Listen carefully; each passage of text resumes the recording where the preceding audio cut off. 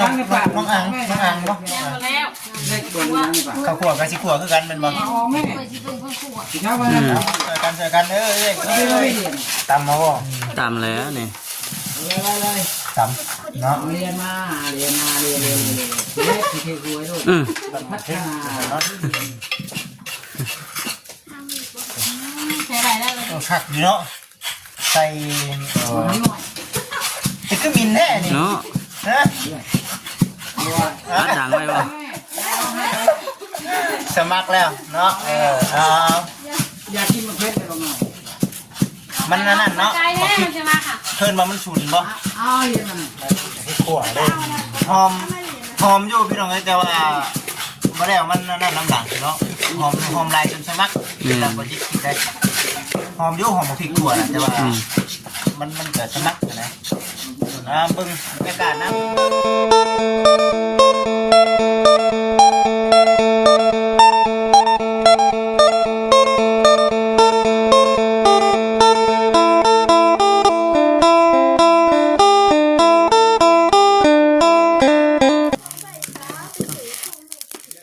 หอมตัวอยู่พี่น้องเนาะหัวพริกใส่อันลาบก้อยมื้ออื่นสบายดีจะหน่อยนะสีสมัครกัดแขนจะหน่อย สมัครอันนี้คนเป็นมือจำนวนจักร แม่นบ่นี่เราสมัครเป็นหน้าอื่นบ่เดี๋ยว สมัครเป็นอย่างนี้จ้ะสมัครคนเป็นเวลาหมอจัง เป็นไปเลยเนาะ แม่ไม่ก่อยสมัครคนเดียวเลยจ้ะสมัครล้างถ้วยล้างบ่วงสมัครเวท เรียนแล้วเป็นผู้ขวดทั้งคุณเป็นผู้ตำมาพริกเป็นไหวบ่นั่นก็ได้แม่นบ่เอ่ยบ่นี่สมัครแล้วทั้งนั้นสมัครแล้วสมัครอย่างเดียวบัด สมัครกันยัง หอมบ่บ่จิใส่เกลือพวกนี้บ่นี่ แม่มาใจให้สมัครไม่เอาเนาะเอาลูกปั้นให้หน่อยลูก เอ้ยมึงได้ น้องพ่อเฮ้ยเห็นกันใจ ตั้งอีกนี่เนาะเลยเนาะ เห็นได้กันใจจะเห็น สบายดีสบายดี ใจไม่ได้ สบายดี โอ้ยสวัสดีเด้อ เมื่อเราไปสาวได้เนาะไปหานั่น นี่ได้ สมัครเนาะ สมัครกัน มันเป็นอะไรตำรวจหมอกัน เอานั่นเด้อให้น้องวีบ่อันปั้นนั่นดิโอ้รถ มันอยากต่ำได้เนาะ เดี๋ยวจะมาจากใช่อีมือคุณชาวเนาะ เห็นบ่ ไหวอยู่บ่ได้อยู่บ่ได้อยู่เนาะ การยังอยู่บ่ไหวโอ้ยฝึกไว้แล้วเพื่อนได้มาอยู่แท่นี้เด้ ให้หลายกล้องแบบนี้เนาะไปแล้วเนาะคุณน้องเพิ่นนี่เมนูยังน้องมาเลยกินมื้อนี้บ่มานี่ กินมื้อนี้กินตอนนี้เลยแหละ จะมาเฮาสิได้นานมื้อไว้จักกันเนาะ ยังได้ฝากท้องไว้นี่ก่อนแล้วจังได้มื้อ ช่องนะพวกกี้นี่กินนาจามเอ็นโดนไอ้ใหม่ตะพื้นตะพื้นเนาะ ก็คือดินที่พื้นที่พื้นมาเสร็จดิเก็บบอลที่พื้นที่พื้นอีก เนาะบ่าวเวียงเพิ่นไปใช้ก็ช่างเพิ่นของพี่น้องเนาะล้างบวง แข็ง น้ำแข็ง ปลา คือมื้อนี้น่ะทางน้องๆเพิ่นหยุดงานเด้อพี่น้อง FC ว่าซอยกันในเรื่องเพื่อนชาตินั่นเป็นของน้องจอย บริก็แค่นั้นทอง ยังแม่นได้จุมื้อนี้ก็มื้อนะ สองมือนะมือจ้ะพักอันพักพื้นดิ เลยว่าเพิ่นมาถ่ายบรรยากาศนี่แหละครับที่เบิ่งคือตอน มีหัวขาดเลย ข้าวคั่วได้น้องอังบ่ ยังหมดแล้ว เล็กบนนี้นี่ป่ะ ข้าวคั่วกับสิคั่วคือกันแม่นบ่ ไม่เคยสิเป็นคนขั่ว กินข้าวมา เจอกันตำมาบ่ ตามแล้วนี่ เลย ตำเนาะ เรียนเล็กที่เทคุยลูกพัฒนา เนาะ ใส่ได้เลย คักอยู่เนาะใส่กับเพื่อนว่าลาบหมูบ่ เนาะทางน้องนี่น้อง ลาบหมูอันขูดมาพุ่งพ่อน่ะ กุ้งเลยทำกระเด็นเลยเนาะ ยืน เขาใช้เด็ก ยืน น้องไม้เนาะน้องไม้มาช่วยนำลูกด้วยกันนอนบ่น้องไม้ คือยิ้ม น้องสาวขอบคุณเนาะ เจ๊ติ๋ง ไอ้ก็มินแน่นี่ เนาะ ฮะ ดังไว้บ่ สมัครแล้วเนาะเอา อยากกินมะเขือเลยบ้างหน่อย มันนั่นเนาะ ไกลแน่ใช่ไหมค่ะ เพิ่นบ่มันฉุนบ่ อ้าวเรียนมัน ขวเลยหอมอยู่พี่น้องแต่ว่าบ่ได้มันนั่นน้ำหลังเนาะหอมลายจนสมัครแต่บ่จิกินได้หอมอยู่หอมบ่พริกขั่วนะแต่ว่ามันเกิดสมัครนะเบิ่งบรรยากาศนะ ขูดก็ขูดนะเนาะ ช่วยยักเนาะ ช่วยได้นี่เนาะ ช่วยน้องหมาน้องวีได้นี่ โยน บ่เบี้ยงออกไปเฮ็ดเวียกข้างนอกส่วนงานของบ่จิตเลยนี่คือต้องได้หยุดก่อนบัดนี้เนาะงานที่ว่าอัปเดตกับอีก4เบิ่งในส่วนเรื่องของน้องคือทองกับน้องเสลาดน้องเพิ่นช่วยกันเฮ็ดเกียมเกิดว่าเกียมบัดเพิ่นบัดโตเนาะโอ้เสียนเด้อน้องใหม่เนาะ ก็เดียวเนาะเฮ็ดเนาะ ใครนี่บ่ให้เนาะ นั่งเบิ่งเลยเนาะ มึงให้ตำพุงเสียนั่นนี่ น้องวีบ่ น้องนี่ อะไรเนี่ย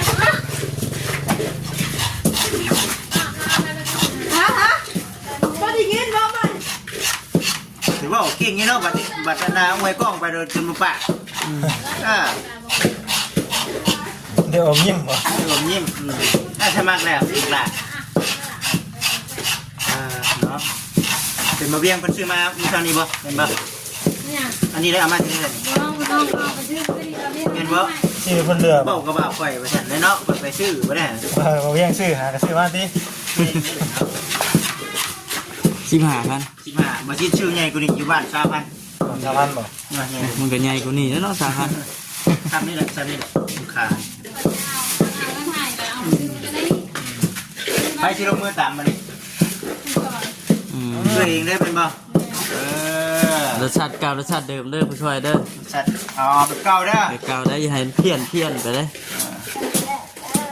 เอาเบิ่งบรรยากาศไปน้ำกันที่ได้ขั้นตอนของการเตรียมเนาะมีถือห่วงเข่าน้ำแน่นี่เข่าหนึ่งกินเท่าเองตัวนี้ก่อน ประชิด1พวกแรงนี่เลยนี่ ที่ได้คือบัวมานั่นแหละมันแดดได้บนเจ้าต่ำนะคือบัวผ้าคือบัวไปนั่งนั่นเลยห้อนเนาะ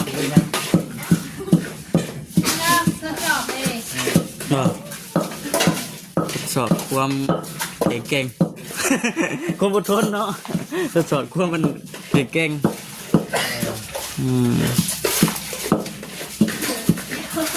ไวป่ะเนาะไวกับเชียนกันจิตคือว่าแน่ได้เนาะเบิ่งนี่แหละเนาะเบิ่งน้องๆเพิ่นมีได้เห็นและบ่จิตมีอย่างนึงสิช่วยกินเด้อเนาะช่วยกิน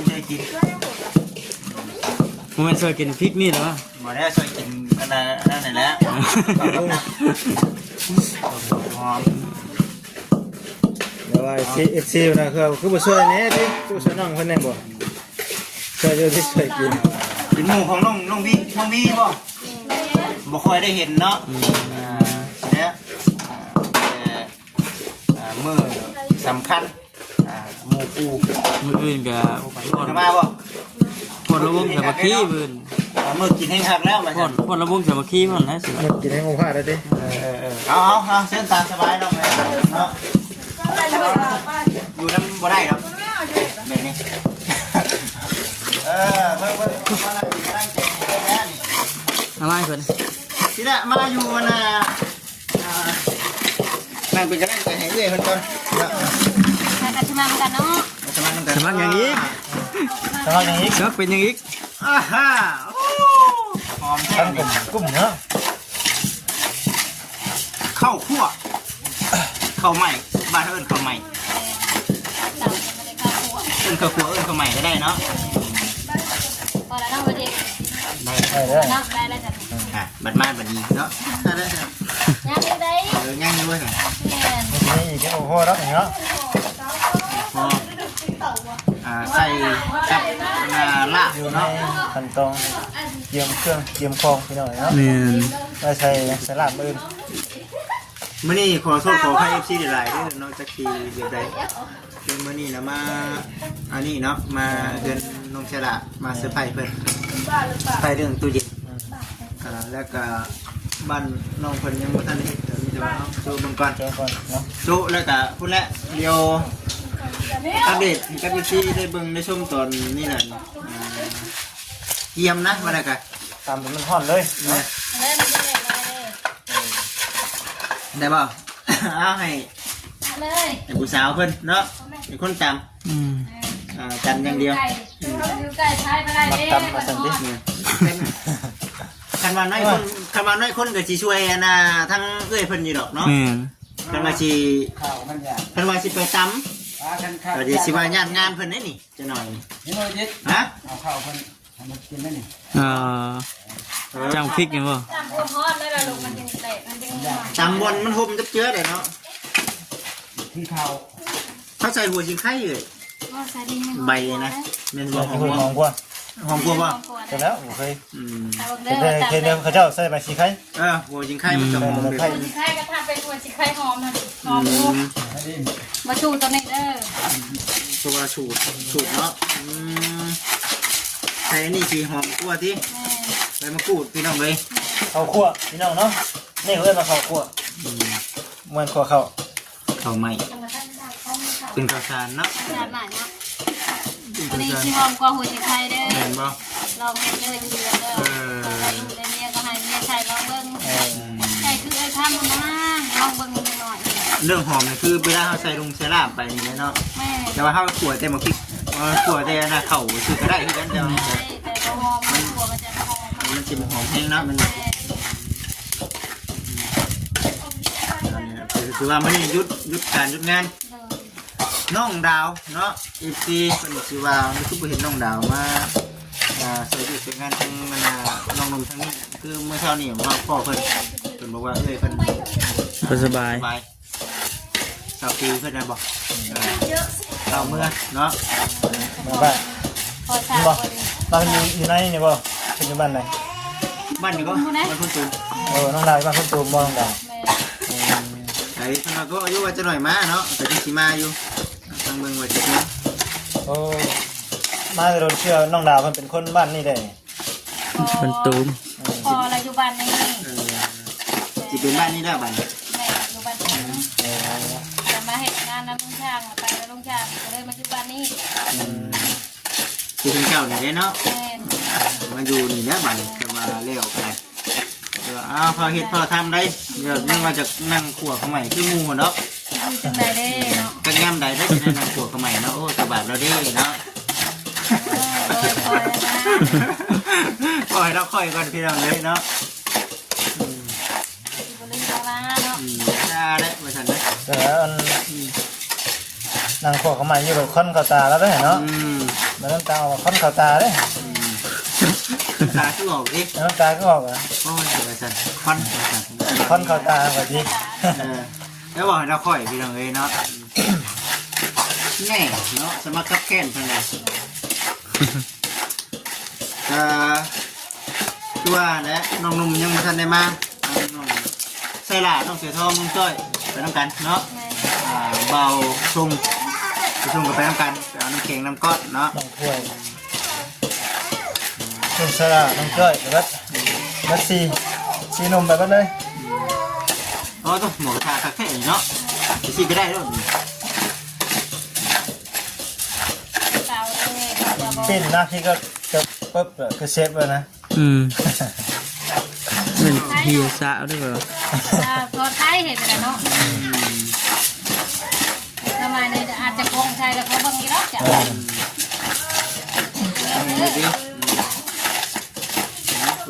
เดี๋ยวจบจากคลิปนี้เดี๋ยวซีไปลงคลิปให้ครับผมจะลงคลิปซีได้เบิ่งได้ชม เมื่อไรว่าเจ้าเรายิน ยังไม่ได้ นอกคุณบ่ บ่นี่อยู่คนนี้ได้เบิ่ง ตัวลงไหนอยู่ ได้บ่จ้ะ นะ คือบ่ได้ บ่ได้อยู่เฮ้ยนะโอ้ยเนาะสมัครแค่นอยู่เท่านั้น สมัครเกิดเถื่อยังบ่ได้เป็นบ่ ใช่ไหมวันนี้บ่เลย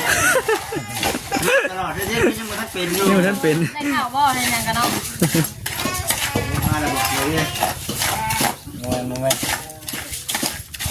เข้าไปให้ไปนะ มาสามารถเดี๋ยวเบิ่งน้องๆเพิ่นอีกมื้อนึงได้ก็สิพาอีกทีนึง แม่ บ้านน้องมานะ ตัวท้องบ่ สิเข้าเอาทำไมพี่น้องเอ้ย หมุนแล้วเหรอวะ เนาะพอไปเสียงเนาะ หมุนเทียงบ่ เสียงเสร็จแล้วเนาะ หมุนซะไอ้ได้ติ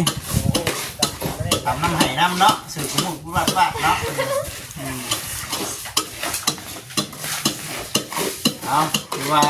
มื้อนี้ก็มื้อจองตัวก่อนเนาะจองตัว มาอีกแล้ว โอ้ขอของงานจองตัวแล้วก็ตั้งถ้วยทำได้บาดนี้ได้เนาะ นั่นแหละ ทั้งหลายเลยเนาะ ต้องตั้งถ้วยน้ำห้อมได้บ่ทั้งหมู่ครูเพิ่นเว้าอยู่แล้วว่าล่ะเนาะล้างถ้วยล้างจานย่อข้าวย่อน้ำซอยกันเนาะอันนี้แหละเนาะเดี๋ยวเอาซอยกันไปเมื่อนี้แหละแล้วก็ค่อยได้เห็นนะ แม่ ได้บ่เนาะว่าเอ้ แต่แล้วนี่ นับไปพูดอีกจังได๋ นี่แหละพี่น้องเนาะทำเป็นต้นไม้ครับโยม ลำหน้าให้กว่านี้แหละประชันดูว่าไม่ด่างดังใช่ป่ะเอามาได้หัวไปนั่นนี่เนาะ ลมดีบ่ ไปก่อนไปพี่น้องเอฟซีน้องนี่มันบอกทุกเอาเงินนาตามได้บอกเลยเด้อ ไปจะไปป้านอนไม้ดินึงขาดหาเลย ทุกเจ้าจะกินได้ตำหุ้มนี้นี่นี่เอฟซีดูมันมีก่อน มันเกิดนี่ เอฟซีมาเบิ่งไปอันนี้คือสีพาเอฟซีมาเบิ่งตัวเพิ่นน้องเพิ่นเพราะว่ามื้อนี้ยังบ่ได้พาเอฟซีมาเบิ่งทำนัก